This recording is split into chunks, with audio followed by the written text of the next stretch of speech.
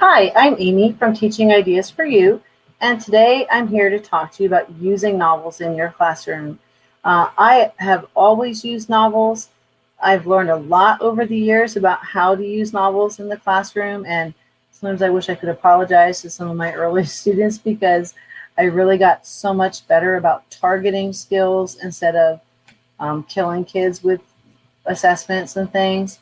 Um, and I know some people are a little bit uh, leery of using novels because they can take a little bit of time, but there are a lot of tricks and things that you can do to really integrate that novel and not take as much time, and you can get a lot out of it, and your students can get a lot out of it. As a student, I was really bored when we read Basil's, where you would get a snippet of a story, and then I couldn't find out, what happened or where the character went with whatever happened. So I think kids really can get engaged in a good novel. So let's talk today about why you should use novels and how you can use novels. And then in the next upcoming days, I will be talking to you about other issues teachers have, like finding funding, picking a good novel, how to organize and manage the novel in your classroom, how to assess the novel, or students learning through the novel. So after today, I'll hit some of those other kind of tricky topics for teachers, but today is going to be a real quick overview on why teachers should use novels and how you can use novels in the classroom. So let's go ahead and get started. So why should you use novels? There are a lot of academic benefits to reading a novel or a longer piece. One of them is that reading a novel actually engages all of the brain's major domains. So no matter what your student's strength is, that reading that book can hit all students. So it can draw in people who maybe aren't necessarily strong at reading, but they have other skills, but it's activated that. So you're making all those connections. And we all know how important it is for the brain to make connections to different things. Reading books improve a lot of skills for kids. So for example, I think most teachers know that the more you read, the better your vocabulary tends to be. So vocabulary, which is an area a lot of kids today are very weak in, that can be a very great way to help kids improve their vocabulary because they have to read it and they have to use it. And if you work vocabulary into your assessment, they also have to apply it. It helps improve concentration. Now, I would also like to point out that it can help teachers realize who has good concentration and maybe who doesn't. Um, Sometimes you also can see that a student consistently has difficulty concentrating, and it might indicate a different problem. Like my son actually has a vision processing issue, and he could concentrate on a lot of other things, but when it came to reading books, it was an all-out battle.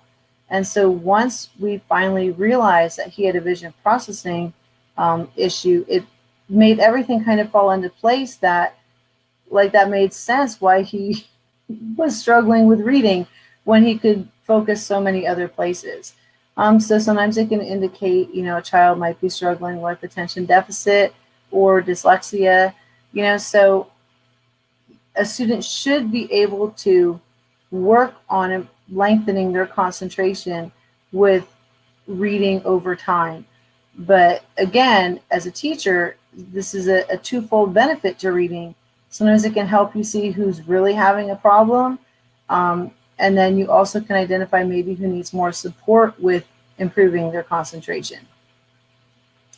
Reading books improves thinking skills. You have to think outside the box when you read a book. You have to put yourself in the shoes of other people and see and understand how they do things, or maybe a different culture or a different country or even a different planet or something in science fiction. So you have to develop all kinds of critical thinking and thinking skills to process that book and to really understand it. And I wanted to put this chart up for you. If you are on social media a lot, you may have already seen it, but there is a chart that talks about on estimate the long-term effects of daily reading. And it's just hands down, kids who read 20 minutes a day by the end of a year have almost 2 million more words that they're exposed to over a student who doesn't read. So think about the difference in vocabulary and concentration and all of these academic skills that we're trying to develop. Kids who don't read or who struggle with reading, um, they just don't have the opportunity to develop those skills as much. But there are a lot of other benefits to reading too. Reading helps to open our mind to things that maybe we aren't exposed to in our lives. You know, maybe we don't know about other religions or other cultures or even, other parts of our own country. So when you read and it's set in another location or it's set in a different culture or it's a student who maybe has a physical problem or something, it lets you kind of put yourself in that character's situation and opens your mind to it. It stimulates creativity. You know, you read a book and there's all kind of fantastical things that can happen in the story, and so it gets your creative juices going. It can improve social skills. Again, there's a lot of kids today need a little help, understanding what's appropriate, what's not appropriate, or if you're put in this situation, how could you deal with it? And books can do that for you. Like, think about bullying. If you're bullied, maybe you don't know how to handle it or you don't know what to do. Whereas if maybe you're the bully, you've never thought about how it affects the other people. So reading a book where it's not about you, but it's actually about someone else, it kind of opens your mind to thinking about that issue. Or it can teach you how people interact with each other. Maybe some of our students aren't necessarily being told that at home. So, that's a big benefit I see, and you can actually pick books specifically to help you with that. But reading books reduces stress, and I think there's a lot of kids today who are really stressed out. So if you can teach kids to go home and immerse themselves in another world, they can forget their problems for a while, and then the stress of the day can melt away from them. But one of my favorite benefits that came up in research is that people who read regularly actually live longer. So I should be good for a while if that's the case. Now, I'm sure there's other factors, but that is one thing that I hadn't realized. So let's talk about how I've used novels. Maybe you've used them in some ways, but not thought about other ways. So I've talked with teacher friends to get kind of a nice little list for you. The most common ways is like book studies, literature circles, novel studies, book groups, whatever you call them in your school. It is possible to do them in classes that aren't language arts. There is a study out there where they've talked with teachers in math who use novels to help engage kids with the actual math. So we're going to talk about that study on another day because I thought that was really interesting. Read alouds. You can really integrate a read aloud pretty easily into most classes. There are books that have storylines that deal with science, that deal with math, that deal with social studies, and it's a nice way to engage kids with those concepts in a way that doesn't feel like science or math or social studies. We all have kids who don't like our subject area or who think they don't like our subject area. And a lot of times those kids are more open to a book. So if you read to them, you'd be surprised at how they may suddenly find that they actually like your topic more than they thought they did because they can relate to it. Mentor text or writing exemplars. This is a big thing now, using actual literature to showcase a reading skill or a writing skill. So that might be harder in different subject areas, but I would think of it like if you're using the scientific method or you're teaching that to them, there are books where kids are doing science experiments. So you could maybe find a mentor text that walks through the scientific method, and you talk to kids, well, what did the children do? So what were the steps of the method? So you can find mentor texts for things that aren't language arts based. So that's just food for thought.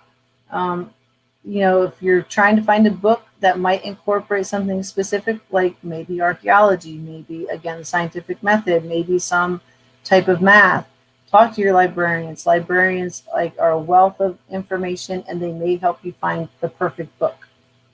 You can also use books to be your subject matter teaching tool. And you can use nonfiction, but you might also find books that are set in ancient Greece or set in Mesopotamia. Um, Maybe it's dealing with refugees and you're talking about that as a social justice thing. So you can really get into teaching a topic with a book. So it can be trickier if you have a short class time, but there are ways it can be done. And finally, again, like I talked before, you can specifically find a book to help you talk about how you deal with a social problem in your classroom or some other issue you're having in a classroom. So again, if you want a good book on bullying, or maybe a child that's sick and how other people dealt with that, with them, you can talk to a librarian or another teacher and they'll give you some great ideas. So I hope that this quick introduction to using novels gave you some things to think about. Tomorrow I'm going to get into selecting novels and how you can find good novels. And after that, we'll be talking about finding funding, finding the time to put a novel in your room, how to teach the novel without making kids hate the novel. A lot of different topics that teachers sometimes feel intimidated by when they're trying to find that time to work in the novel and how to best do it. So I hope you come back and join me over the next couple presentations. But my name is Amy, and I'm with Teaching Ideas for You, and you can connect with me on Facebook, on Instagram, on YouTube. I have a Teachers Pay Teachers store, and I have my own website, which is just teachingideasforyou.com. And I really appreciate you being with me today, and then I hope that you got a lot out of it. So thank you so much for joining me, and I hope to see you again. Have a good day.